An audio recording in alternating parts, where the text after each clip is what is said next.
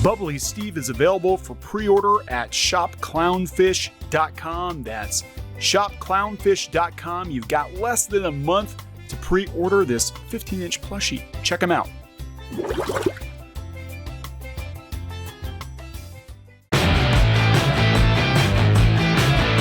Hey guys, welcome back to Clownfish TV. This is Neon. I am here with Geeky Sparkles. Hello.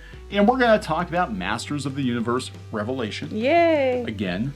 We're actually not getting as much mileage out of it as some people are. Some people keep acting like we are, but we hardly are talking about it. As far as we're concerned, I think, unless Kevin Smith says something else stupid, I think just wait for part 2. Yeah. I'm sure it'll start up again. But yeah, we want to talk about the queer baiting in Masters of the Universe Revelation. It seems to be intentional. Mm-hmm. It seems like they actually went in with the intention of very, very strongly hinting that Teela and Andra were a couple, even though some people denied that Teela had a girlfriend. Yes. Tell it to Tumblr, because I see Tumblr's already pouncing on this. Of course they are, Tumblr. Grace Randolph said that it was absolutely coded that way. You couldn't miss it, especially that first episode with Andra. I think it was episode 2.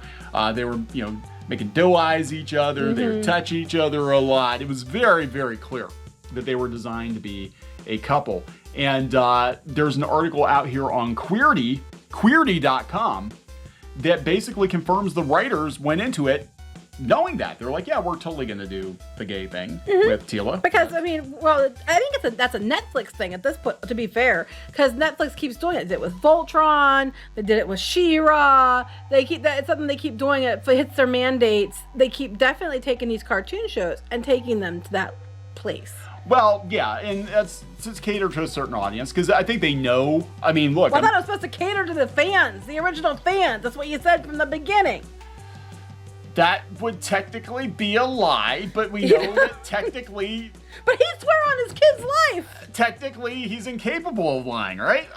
But then, again, we have Schrodinger's Masters of the Universe here, because we have, Teela doesn't have a girlfriend? Honest. And here we have the writers saying, no, we kind of went into it that way. And then also, hey, you're queer baiting, which is worse?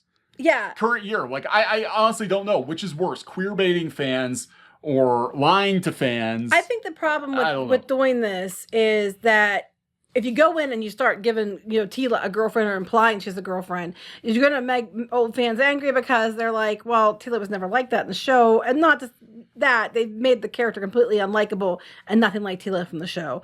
And then you have the people that are going to be like, because we want diversity representation. And by queer baiting, you're making all them mad too, because you didn't actually stick the landing on either end. So you just managed to piss everyone off? Yeah. We'll see. We'll see if they stick the landing. I don't want to see that. Is that what they're going to promise? Like if the old school fans don't come back for part 2 because they're teasing more He-Man in part 2, they're going to come back for Teela and Andra sticking the landing. So we're going to talk about that. We're also going to talk about something really curious, that Korra may be based on Gina Carano, and that Teela and Evil Lynn are based on Korra. Oh, there's no surprise there at Teela and Evil, especially Evil Lynn. Evil Lynn especially. Oh, yeah. It's flipping is the same outfit. It's like a Korra-esque outfit. We called that out way before the show came out. As soon as we saw the action figure of Evil Lynn, we're look, it's Korra. It's Korra. So we're gonna talk about this uncomfortable truth. Before we get into it any further, please subscribe for more pop culture news, views, and rants, guys. We're over 224,000 subs. Woo!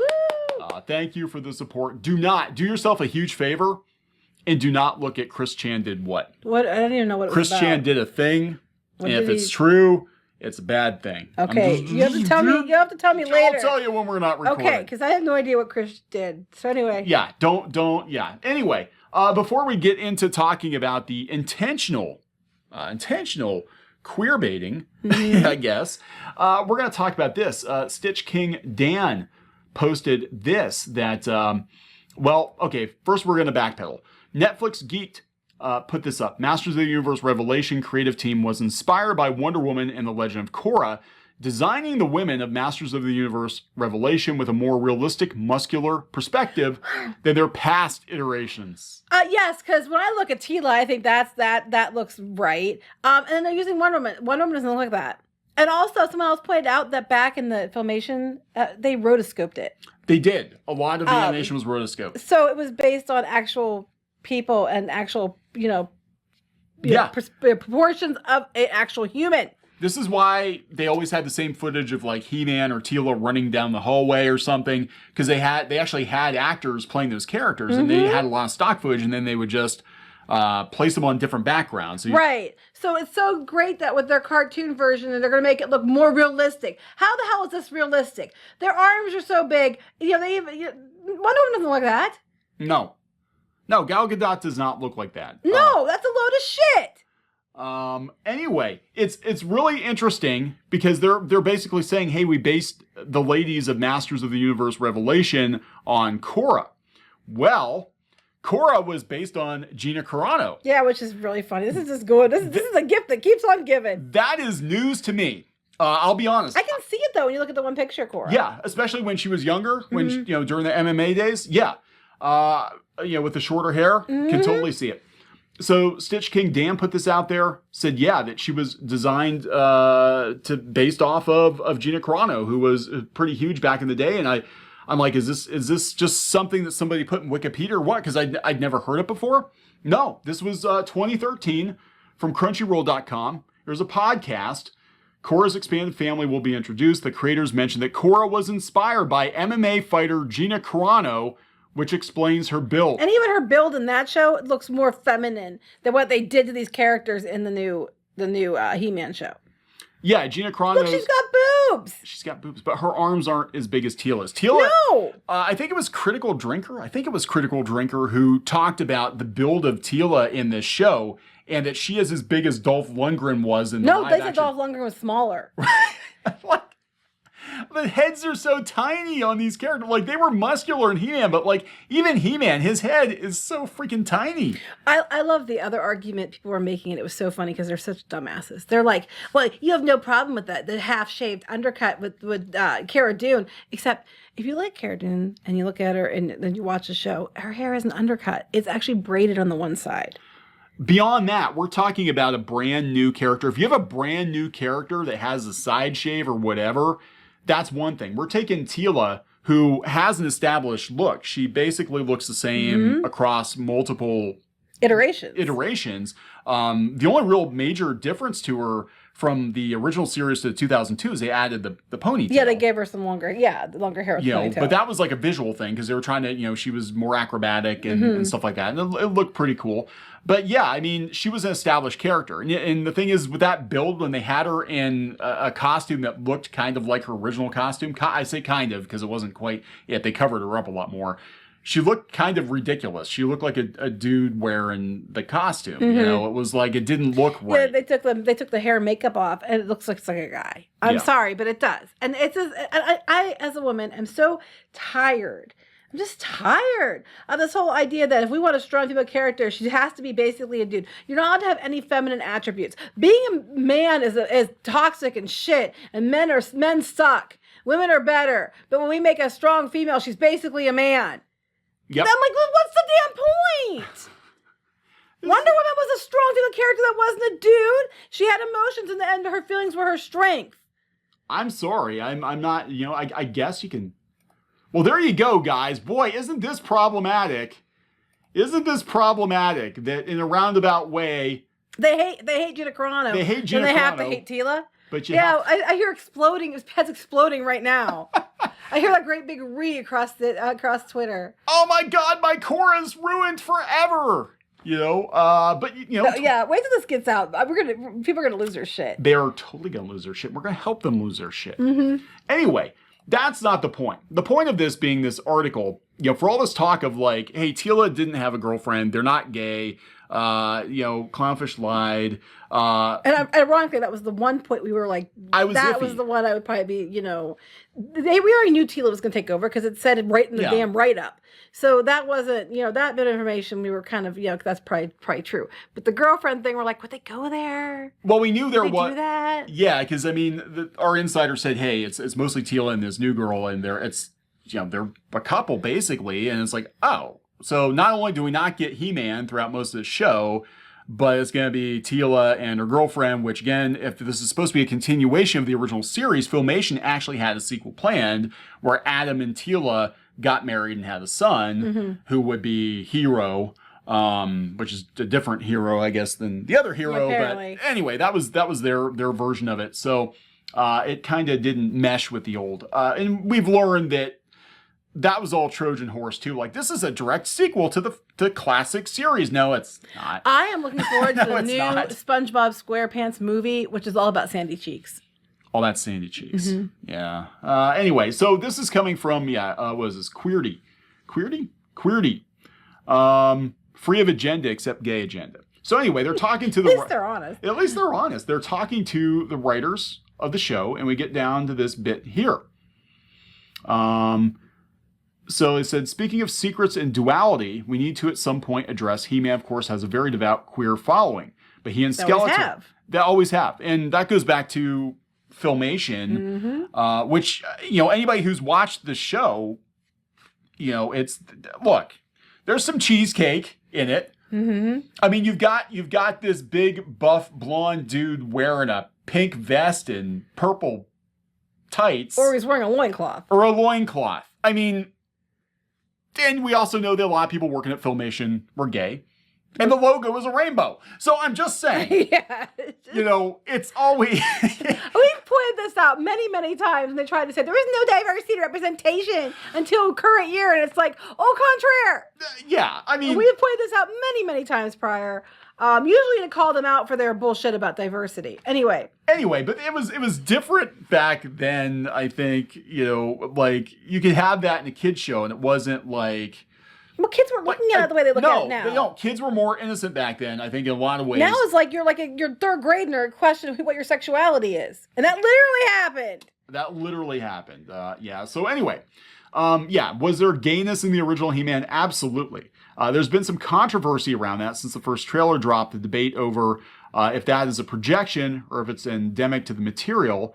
I'd also be remiss not to mention the famous Four Non-Blondes video of Prince Adam saying, one of my favorite freaking things. It's so awesome. I have the action figure, and he comes in You're welcome. Yeah, I know, thank you. Yes. He comes in a glittery box. He's great. And I freaking love it. I love it. Awesome. He's one of my favorite toys. Our kids know that video. They've played it many, many times. But actually, when you say He-Man them when they were younger, that's what they thought of immediately. Yeah. This is no secret. But, again, the thing was that, there was deny that Teela and Andra were going to be a thing. And here we go. So they say, hey, Rob, how aware are all of you at Mattel? Now, here's the thing. This Rob guy. Rob Davis, I think. Rob Davis actually works for Mattel. He's like a head of content or something, and he worked with Kevin Smith. So they actually have Mattel people working on it. When I say there's like the three dudes that messed this up, it was Kevin Smith, that Biaselli, and then this guy. Yeah. So, again, you look at this show, and this makes a lot of sense because almost all the Easter eggs in the show were toy line Easter eggs. They were toys that either, we never saw in animation, or they were unproduced prototypes, or... We saw them in classics a lot of times. Yeah, but there were a lot of toy Easter eggs. So this starts to make a lot more sense now. This, again, it's not what they did, it's how they sold it. And the denial about what it actually was. This is not a continuation of Filmation. If they had just been honest from the beginning, they wouldn't be getting half the blowback they're getting. If they hadn't come after us for no damn reason, Kevin Smith, and his bullshit reasoning, somebody else spoiled him dying, so I attacked you instead. Well, that doesn't make sense. If you ignored that, if you ignored us, both would have got ignored. So, whatever, continue. If it were me, and I know I'm not in charge of it, but if it were me... That would be a hell of a lot better. Yeah. No, I don't know about that. But if it were me, I would be like, okay, fine. we have to manage expectations. We're going to call this show The Death of He-Man. Or say something about Teela in the title or something. Yeah. Teela rises. I don't know. Teela rises to the occasion when Andra's around. Mm-hmm. I'd either call it The Death of He-Man or call it, He-Man is fucking dead. Deal with it. You wouldn't call it He-Man is fucking dead. But I would set expectations. You could even, do this as a what if. People would have The End of the Universe name would have been a lot more appropriate. Yeah, The End of the Universe. What if He-Man lost? What if the other Masters of the Universe, mostly Teela, but they had to pick up where He-Man. What happens in a world without He-Man? The Masters with boobs. Masters with boobs, yeah. But yeah, The End of the Universe, which is Kevin Smith said was what they originally were calling it, would have been a much better option to go with under the circumstances. But anyway, back to the interview. Anyway, Rob says this, happily aware. Mattel's happily aware of the gay audience. Mattel's aware of that and very comfortable. We write these characters for an audience that allows everyone to see themselves in the characters. Why do they keep doing this? Why do they keep saying you have to be able to see yourself in a character? You know what? For decades, everybody had a part of the character you related to, and you didn't have to be the same race, gender, sexual orientation as a character to see yourself in the character or relate to it in some way. Gosh, you guys are so pathetic. It's sad. Anyway, continue. Everybody's got to see themselves. People see any of our characters as an icon for what they identify with. That's wonderful. That's what heroes are there for, to see ourselves in them and use them as dramatic metaphors. Unless you're a dude. In that case, you're a liar, you're a misogynist, you're ineffective, and you're fucking dead. Well, no, if you're a gay dude, you're fine. If you're a straight dude, forget it. Well, where the hell's Ram Man? Yeah, that's a good question. Why isn't there more Ram Man? There hasn't been very much Fisto either. There's not enough Fisto, Ram Man, and Clamp Champ. All three of those guys are clearly coded. Clearly coded. Why aren't they in the show? Why is it all Teela? That's a good question. I like the next question. Tim, you and I are both queer. When I interview somebody, I say, hey there, Sally. Well, you and I are both straight. So let's talk about that. We both like dick. Let's talk about it. Let's talk about. Oh my God, it sounds like Rhett and Link, like a dirty Rhett and Link. We both like dick. Let's talk about that. I know. It's just like, why would you? We're both queer. Blah, blah, blah. I'm like, really? On a site called Queerty? Do you? Really? Oh my God, I didn't know.